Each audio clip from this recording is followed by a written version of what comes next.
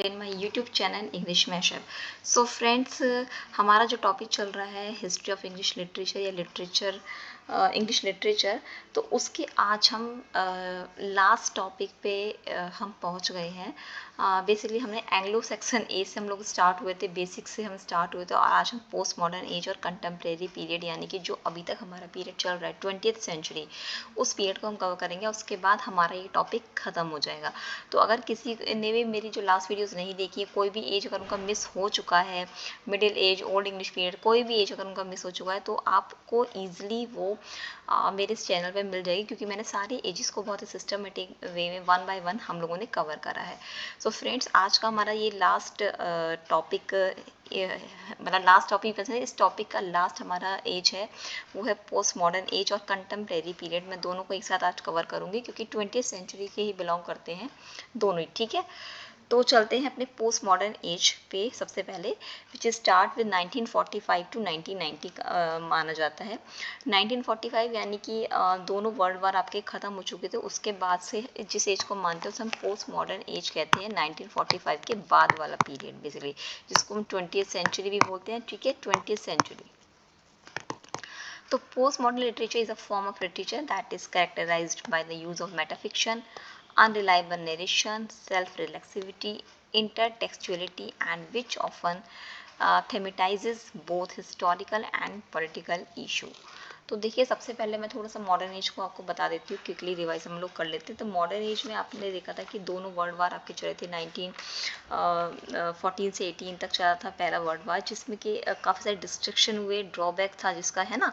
उसमें क्या था, आपकी जो ह्यूमन वैल्यू थी वो बिल्कुल लोएस्ट पॉइंट पे थी। इन्वेंशंस तो हो रहे थे, लेकिन डिस्ट्रक्शन भी पीक पर था। ठीक है, साइकोलॉजिकल एनालिसिस होने लगे। सिगमंड फ्राइड का मैंने इड ईगो सुपर ईगो था, आपका stream of consciousness which is given by William James. ठीक है, और इंटरेस्ट लोगों का जो था वो poor and working class families पे होने लगा था। पोइट्स का जो थीम थी वो चेंज होने लगी थी। जो विक्टोरियन एज में उनकी थीम रही थी, उससे वो बेसिकली चेंज होने लगी थी, और धीरे धीरे वो एक कॉमन मैन प्रिमिटिव लाइफ पर भी वर्क करने लगे थे। ठीक है, तो आपको बेसिकली आपके जो मॉडर्न एज की में आपके 20th सेंचुरी के जो पॉइंट है, उसमें टी.एस. इलियट का नाम सबसे ज़्यादा आता है। टी.एस. इलियट की जो वेस्ट ऑफ लैंड है, वो बेसिकली आप देखिए फ्रेगमेंटेड है, मतलब कि सब कुछ बिखरा हुआ, एक दूसरे को कनेक्शन नहीं है। तो modern age, post modern as, एक बेसिकली आप दोनों को जब आप पढ़ेंगे, मॉडर्न और पोस्ट मॉडर्न, आप साथ में इसको आप कोरिलेट करिए, क्योंकि मॉडर्न एज में जो चीज़ें हुई बेसिकली पोस्ट मॉडर्न पे भी उसका इम्पैक्ट आया ही। ठीक है, तो टी.एस. इलियट आपके मॉडर्न पोस्ट मॉडर्न एज के ही माने जाते हैं। वेस्ट ऑफ लैंड, उनका द लव सॉन्ग और द हॉलो मैन, ये सब आपके जो है मॉडर्न एज की टी.एस. इलियट की लिखी हुई आपके वर्क हैं। ठीक है, तो पोस्ट मॉडर्न लिटरेचर में क्या हुआ, एक तो मेटा फिक्शन हुआ। ठीक है, अनरिलायबल नरेशन होने लगी थी, सेल्फ रिलैक्सिविटी थी। ठीक है, अच्छा, मॉडर्न में एक्चुअली क्या था, मॉडर्न एज में हमने देखा था स्ट्रक्चरलिज्म जुड़ा हुआ था। ठीक है, नॉस्टैल्जिया में थे लोग, विक्टोरियन एज से लोग, मतलब अभी तक थोड़ा सा बाहर नहीं निकले थे। विक्टोरियन एज में लोग अपने आप को एक्चुअली बहुत सेफ समझते थे। इंग्लैंड वाले लोग क्वीन विक्टोरिया के टाइम पे अपने आप को बहुत सेफ समझते थे। तो जो विक्टोरियन एज में जिनका जन्म हुआ, तो वो मॉडर्न एज में जब वो ग्रो हुए, तो वो थोड़ा सा डिससेटिस्फाइड थे, डिप्रेशन में रहते थे। ठीक है, तो मॉडर्न और पोस्ट मॉडर्न में आपका क्या हुआ, मतलब कोई पीस नहीं है, नो मीनिंग, मतलब कोई मीनिंगलेस मीनिंग ही नहीं था। मतलब उनको लगता था मीनिंगलेस लाइफ को हम जी रहे हैं। ठीक है, मतलब नो, कोई स्ट्रक्चर नहीं है। ठीक है, और बेसिकली इसमें मतलब वो मानते थे कि मतलब गॉड भी डेड हो चुके हैं, ऑथर भी डेड हो चुके हैं, मतलब डिसइंटीग्रेटेड वाला जो एनवायरनमेंट था वो क्रिएट हो चुका था। ठीक है, मतलब ब्रेक डाउन्स हो चुके थे, क्योंकि एक तो 2 वर्ल्ड वार ऑलरेडी हो चुके थे, जिसकी वजह से लोग वैसे ही बहुत ज़्यादा, मतलब कि कहते हैं कि एक डिप्रेशन में लोग रह रहे थे, इकोनॉमिकली काफ़ी वीक हो चुके थे। ठीक है, तो पोस्ट मॉडर्न जो लिटरेचर था, उसमें एक मूवमेंट भी है that emerge after world war second as a reaction to modernist literature. मतलब कि एमर्ज हुआ वर्ल्ड वार सेकेंड के बाद। It's characterise by rejection of absolute meaning and conventional form of literature and an emphasis on play, fragmentation and intertextuality. तो ये चीज़ मैं आपको पहले बता चुकी हूँ। तो इंटरटेक्सचुअलिटी आप समझ लीजिए ये वर्ड क्या है। इंटरटेक्सचुअलिटी का मतलब बेसिकली आपका क्या है, shaping of text meaning by another text. मतलब किसी चीज़ को हम उसको पढ़ रहे हैं या समझ रहे हैं, तो उसको इस तरह से हम लोगों ने उसको शेप दी कि वो अनदर टेक्स्ट पे भी, आपके अनदर रूल पे भी फिक्स हो जाए। तो दैट इज़ कॉल्ड इंटरटेक्सचुअलिटी, ठीक है। तो उस टाइम पे बेसिकली मैंने आपको बताया जैसे कि वर्ल्ड वार सेकेंड में क्या हुआ था, एक तो फर्स्ट टाइम एयर फोर्स का यूज़ हुआ, एयर फोर्स स्टार्ट हुआ, क्योंकि पहले को लोगों को लगता था कि जो भी युद्ध या वो सब चल रहे हैं वो बाय लैंड आता है, लेकिन अब लोगों को ये डर बैठ गया था फर्स्ट वर्ल्ड वॉर में। उन्होंने देखा कि मान लो लोग घर में बैठे तो ऊपर से एकदम से बम गिर जाए, तो नहीं पता, मतलब एयर स्ट्राइक भी होने लगी थी, ठीक है। तो बहुत सारी चीज़ों का रिजेक्शन, डिप्रेशन और एक मेंटली स्ट्रेस के बाद जो रिएक्शन आया, ठीक है, लिटरेचर पे, उसका इम्पैक्ट हमें साफ नज़र आया। फ्रेगमेंटेड थे, मैंने आपको बताया टी.एस. इलियट की जो वेस्ट ऑफ लैंड है वो का पूरा फ्रेगमेंटेशन का एग्जाम्पल है, ठीक है। इंटरटेक्सचुअलिटी होने लगी थी, कन्वेंशनल फॉर्म्स होने लगे थे लिटरेचर्स के, कोई नरेशंस में कोई रिलायबिलिटी नहीं रही थी, मेटाफिक्शंस होने लगे थे, ठीक है। और ये सब चीज़ें आपके पोस्ट मॉडर्न एज में होने लगी थी। तो चलते हैं यहाँ पे कुछ आपके मेन सम कैरेक्टर्स हैं जो कि पोस्ट मॉडर्न लिटरेचर में हमें दिखाई दिए। Rejection of ideology and believe, मतलब एक तो लोगों का जो बिलीव था ना, वो आइडियोलॉजी पे, वो सब उनका रिजेक्ट हो चुका था। मतलब they believe that there is no high art and that some works of creativity are not more valuable और आर्टिस्टिक दैन अदर्स। एक तो ये मानते थे कोई भी हाई आर्ट नहीं होती है, कुछ भी कोई, जैसे लोग मानते थे कि इसकी आर्टिस्ट, इसकी आर्ट और जो है वो बहुत हाई है, बहुत हाई लेवल का है, तो बिलीव करने लगे थे कि ऐसा कुछ भी नहीं होता है, ठीक है। और वो ये भी मान लेते कुछ वर्क्स की जो क्रिएटिविटी है नॉट मोर वैल्यूबल, और ना ही वो इतनी ज़्यादा आर्टिस्टिक है, ना ही इतनी ज़्यादा वैल्यूबल है देन अदर्स, किसी और से ज़्यादा कोई भी, मतलब उनको लगने लगा था कि ये सब चीज़ें बेकार है, आइडियोलॉजी और ये सब चीज़ बेकार है, उनको लगा था कि सभी चीज़ की इक्वल वैल्यू है, मतलब हाई आर्ट वगैरह कुछ नहीं होती है। एक्सपेरिमेंट्स बहुत होने लगे थे, ठीक है। न्यू लिटरेरी डिवाइस में फॉर्म्स यूज होने लगे थे, जेनस यूज होने लगे थे, सिम्बल्स यूज होने लगे थे, स्टाइल्स बदलने लगा था लोगों का, ठीक है। Metafiction, post modern literature often uses metafiction, unreliable narration, जो कि आपको बता चुकी, सेल्फ रिफ्लेक्सिबिलिटी। तो मेटाफिक्शन आपकी बेसिकली क्या है, emphasis on narrative structure in a way, मतलब कि the inherited reminds in the audience. मतलब कि मेटाफिक्शन बेसिकली आपका क्या है कि इम्फेसिस आपका होता है ओन नैरेटिव वे, मतलब कि आपका अपना खुद का जो वे है, जो आपका खुद का ओन वे है, उस पर उनका इम्फेसिस रहता था, फोकस रहता था, जिससे कि ऑडियंस जब आपकी को सुने तो वो उनके माइंड में या एक कहते हैं परमानेंट फीड हो जाए, इनहेरिटेड, ठीक है, रिमाइंड्स इन द ऑडियंस। तो एक परमानेंट जो लोगों को अट्रैक्ट करे, जिससे लोग सुनकर एकदम उनको समझ में आ जाए, क्लियर टू अंडरस्टैंड, उसे हम बोलते हैं मेटाफिक्शन। मतलब कि नरेशन ऐसा हो कि ऑडियंस के दिल तक पहुंचे और उनको भी उस बात क्लियर समझ में आ जाए, कोई कन्फ्यूजन, कोई डाउट ना रहे। और इंटरटेक्सचुअलिटी, ये वर्ड बहुत यूज़ हुआ, मैंने आपको पहले बता चुकी, पोस्ट मॉडर्न लिटरेचर में यूज़ ये बहुत ज़्यादा हुआ। इसका मतलब ये है कि जो पहले के टेक्स्ट ले रहे को एक शेप दी, उसको एक नई चीज़, एक नई दिशा दी, जिसकी वजह से वो एक अनदर फॉर्म, एक अनदर टेक्स्ट बन जाए, ठीक है। नेक्स्ट आपका है कॉम्प्लेक्स प्लॉट। पोस्ट मॉडर्न में आपके लिटरेचर में क्या होता है, बहुत ही कॉम्प्लिकेटेड प्लॉट स्टार्ट होने लगे थे, यूज़ होने लगे थे। The futility of understanding the meaning. Futility आपका बेसिकली मीनिंग क्या होता है, जिसमें आप यू कैन से दैट पॉइंटलेसनेस या यूजलेसनेस, मतलब कि कोई प्रैक्टिकल रिजल्ट नहीं होता जिसके कारण यूजलेसनेस आ जाती है या पॉइंटलेसनेस। तो ये भी आपका बहुत एक्सप्लोर हुआ, फ्यूटिलिटी ऑफ अंडरस्टैंडिंग मीनिंग, आपका पोस्ट मॉडर्न एज में। यहाँ पे एग्जांपल्स है कुछ लिटरेचर के, Gravity's Rainbow by Thomas Pynchon, Slaughterhouse है आपका, ये सारे जो हैं आपके ये पोस्ट मॉडर्न एज के राइटर्स हैं, ठीक है। तो ये कुछ बेसिकली पोस्ट मॉडर्न एज आपका मॉडर्न एज से ही निकला हुआ है, उसका इम्पैक्ट आपको पोस्ट मॉडर्न एज में नज़र आया था, ठीक है। आइडियोलॉजी का रिजेक्शन होने लग गया था धीरे धीरे। एक्चुअली बेसिकली क्या था कि जो वर्ल्ड वार एंड हो चुका था, लेकिन उसके बाद कोल्ड वॉर स्टार्ट हो चुका था। तो कंटेम्प्रेरी जो हमारा आगे का पीरियड है उसमें बेसिकली आपके क्या कोल्ड वॉर ही चल रहा था, ठीक है। क्योंकि वर्ल्ड वार फर्स्ट सेकंड सब एंड हो चुका था, लेकिन उस टाइम पे क्या हुआ था, यूके जो इंग्लैंड है वो काफ़ी वीक हो चुका था, ठीक है। लेकिन यूएसए यानी अमेरिका बहुत पावरफुल, यानी सुपर पावर, जिसे हम आज भी सुपर पावर के नाम से ही जानते हैं कि अमेरिका, मतलब द अमेरिका सुपर पावर। तो उस टाइम पे क्या हुआ था, अमेरिका क्या हुआ था, सुपर पावर बन गया था। तो ये आपका था पोस्ट मॉडर्न लिटरेचर। उसके बाद हमारा आता है आपका कंटेम्प्रेरी पीरियड, 1990 से जो अभी तक का पीरियड है उसे हम कंटेम्प्रेरी पीरियड मानते हैं। तो कंटेम्प्रेरी बेसिकली मैंने आपको बताया meaning is belong to same time, मतलब कि कंटेम्प्रेरी जो आपके सेम टाइम से ही बिलोंग करते हैं उसको हम कंटेम्प्रेरी बोलते हैं। तो contemporary English literature from the 1990s and onwards is characterised by a shift from post modernism to meta modernism. तो बेसिकली इसमें आपका क्या हुआ, जो आपका इंग्लिश लिटरेचर 1990 से स्टार्ट हुआ, ठीक है, तो मेटा मॉडर्निज्म का मतलब क्या है कि मतलब इसमें मेटा मॉडर्न मतलब शिफ्ट हो गया था, जो पोस्ट मॉडर्निज्म की जो थीम थी वो आपकी मेटा मॉडर्निज्म में थीम शिफ्ट हो गई, लाइक मतलब to create religion, intimacy, science, self exploration, ये सब चीज़ें जो है मेटा मॉडर्निज्म में होने लगी थी, के थ्रू होने लगी थी।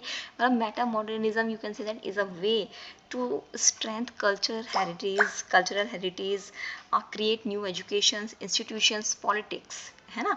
मतलब बेसिकली मेटा मॉडर्निज्म एक वे है जिसमें कि हम अपनी संस्कृति, अपनी विरासत को मतलब एक संभाल के रखें, ठीक है, और साइंस को सेल्फ मतलब अपने आप को भी हम एक्सप्लोर करें। तो ये सब चीज़ें अब पोस्ट मॉडर्न से हटके मेटा मॉडर्निज्म में आने लगी थी, ठीक है। और and is marked by a focus on authenticity, unity and sincerity. Authenticity मैं आपको पहले बता चुकी हूँ, यूनिटी, सिंसियरिटी, ये सब चीज़ें हमें कंटेम्प्रेरी पीरियड में दिखाई दी।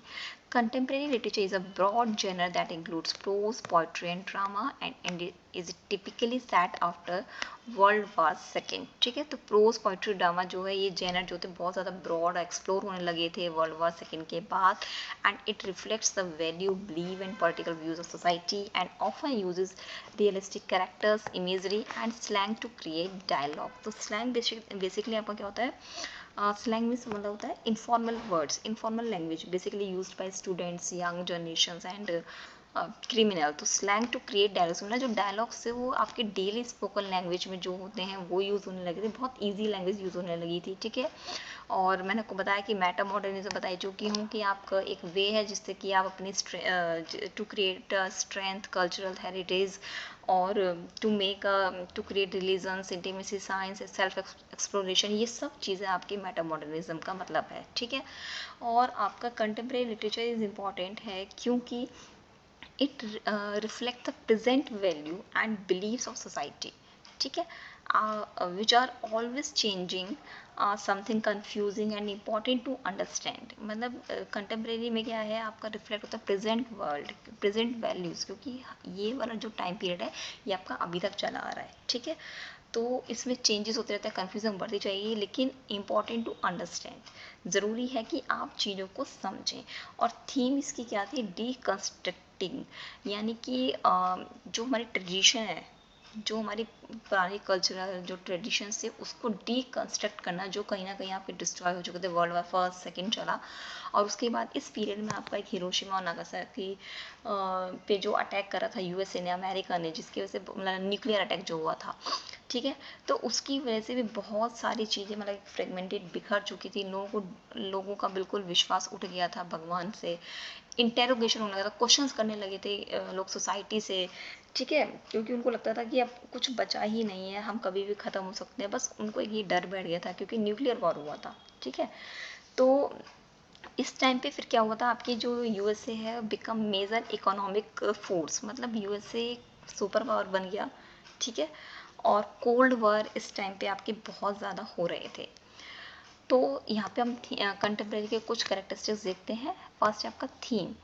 Contemporary literature often deals with themes from major events and social issues. तो इसमें आपका क्या होता है, थीम्स, मेजर इवेंट्स आपको पता है, मैंने अभी आपको बोला कि हिरोशिमा नागासाकी का भी जो अटैक यूएसए ने करा था, वो आपके कोल्ड वॉर किसका, अमेरिका और आपका ईस्टर्न साइड्स में, ईस्टर्न जो है उसमें आपका कोल्ड वॉर चलता रहता था, मतलब कोई मिलिट्री फोर्स यूज़ नहीं हो रही, लेकिन कोल्ड वॉर चलता रहता था, क्योंकि लाइक आप कह सकते हैं कि प्रोपेगेंडा प्लॉट्स वाले, नो मिलिट्री फोर्स, ठीक है, और डिप्रेशंस वगैरह सब चीज़ें उस टाइम पे बहुत ज़्यादा हो रही थी। तो इवेंट्स और सोशल इश्यूज़ पे लोगों की जो थीम थी वो ज़्यादा फोकस रहती थी।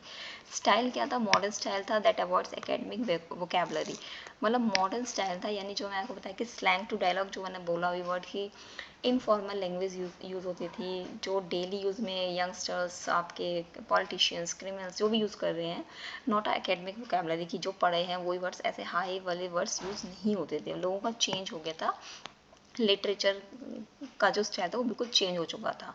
सब जेनर मतलब होता है कंटेम्प्रेरी के साथ वाले subgenres include subgenre such as contemporary romance, यानी कंटेम्प्रेरी लिटरेचर के साथ साथ जो रोमांस चलता था वो सब भी उसके साथ वो ऐड हो गए। 1990s were a time of political and cultural change in Britain with the end of Margaret Thatcher's rule and the rise of new Labour. देखिए मार्गरेट थैचर्स, मैं आपको थोड़ा सा बता देती हूँ। मार्गरेट थैचर आपका क्या है, basically rule of British conservative, conservative यानी कि जो हमारे पुराने ट्रेडिशंस रूल्स को स्टोर करके रखते हैं उनको हम कंजर्वेटिव बोलते हैं। तो मार्गरेट थैचर बेसिकली आपके क्या थे, कंजर्वेटिव पार्टी के लीडर थे, ठीक है। और जो ब्रिटिश पर रूल करते थे, रेस्ट्रिक्शंस थे, उस रूल्स को फॉलो करना पड़ता था, जिसको मार्गरेट थैचर्स बोलते हैं। तो इस 1990 यानी कंटेम्प्रेरी लिटरेचर में क्या हुआ, आपके इस मार्गरेट थैचर यानी कि ब्रिटिश का एंड हो गया, you can see that, and rise of new labour. New labour से मतलब यहाँ पर आपका क्या है कि ब्रिटिश यानी यूके जो है वो आपका वीक पड़ चुका था, ब्रिटिशर्स डिसअपॉइंटेड हो चुके थे, इंग्लिश पॉइंट आपके सप्रेस्ड हो चुके थे। तो अब वहाँ पे आपके अमेरिका यानी पावरफुल बन चुका था, इकोनॉमिकली ही नहीं लिटरेचर में भी, और आपका वैसे भी पावरफुल हर चीज़ में अब अमेरिका आपका पावरफुल बन चुका था। इसलिए कोल्ड वॉर भी बीच बीच में चलते रहते थे। कोल्ड वॉर से मतलब क्योंकि अमेरिका पावरफुल था, पैसों से भी, मनी से भी, मिलिट्री फोर्स से भी, सारे आपके न्यूक्लियर एक पावर थी उसमें उसके पास, तो इसलिए कोई भी इजीली उससे आपको यू कैन से दैट कि कोई वॉर नहीं कर सकता था अमेरिका से। तो जो उस टाइम पे वॉर चलते थे वो कोल्ड वॉर यानी कि एक प्रोपागेंडा, एक प्लॉट या एक प्लानिंग करनी, बस इस तरह से पॉलिटिक्स चलती रहती थी, लेकिन कोई भी मिलिट्री फोर्स वाला वहाँ पे अटैक नहीं चलता था। लेकिन इसलिए बोला गया कि मार्गरेट थैचर्स रूल्स का एंड हो चुका था, यानी कि ब्रिटिशर्स का जो रूल था, जो इंग्लिश आपका लिटरेचर चलता था, उसका बेसिकली एंड हो चुका था, क्योंकि अब अमेरिका एक पावरफुल कंट्री बन चुका था। तो this period reflect the changing landscape, often explore themes such as national identity, ethnicity, sexuality and class. मतलब इतनी सारी चेंजेस आ चुके थे, एक्सप्लोर लैंडस्केप ओपन, मतलब जो थीम्स थी वो दूसरे ही टॉपिक पे चली गई थी। इंग्लिश लिटरेचर बेसिकली आपका यू कैन से दैट कि अब एंड ही हो चुका था। तो इस तरह से ये आपका 20th सेंचुरी है, जिसे मैंने बोला मॉडर्न, पोस्ट मॉडर्न, कंटेम्प्रेरी, ये आपका लिटरेचर पीरियड था, जिसमें कि बहुत सारे बेसिकली आपके टी.एस. इलियट के जो टी.एस. इलियट वगैरह हैं, और जो आपके पोस्ट मॉडर्न के जो पोइट्स हैं वो सारे आपके कंटेम्प्रेरी पे भी फॉलो होते हैं, ठीक है। सो आज हमारा ये टॉपिक फ्रेंड्स बिल्कुल एंड हो चुका है, हिस्ट्री ऑफ इंग्लिश लिटरेचर, जो कि हमने काफ़ी सारी वीडियोस बनाई थी। 12 एजेस हम लोगों ने वन बाय वन बहुत ही सिस्टमेटिक और इजी वे में और टाइम लेके हम लोगों ने कवर करे हैं। तो अगर किसी को कोई भी डाउट हो तो प्लीज़ मेरी उन वीडियोज़ को, सभी वीडियोज़ को ध्यान से देखें, तो इस तरह से आपको रेफरेंसेस मिलते चले जाएंगे, क्योंकि हर एक एज का इम्पैक्ट उसके नेक्स्ट एज पे पड़ता है, ठीक है। तो इसलिए आप मेरी सारी वीडियोस को ध्यान से देखें। सो आई होप आपको मेरी आज की वीडियो बहुत पसंद आई होगी। So please subscribe my YouTube channel English mashup. Bye bye.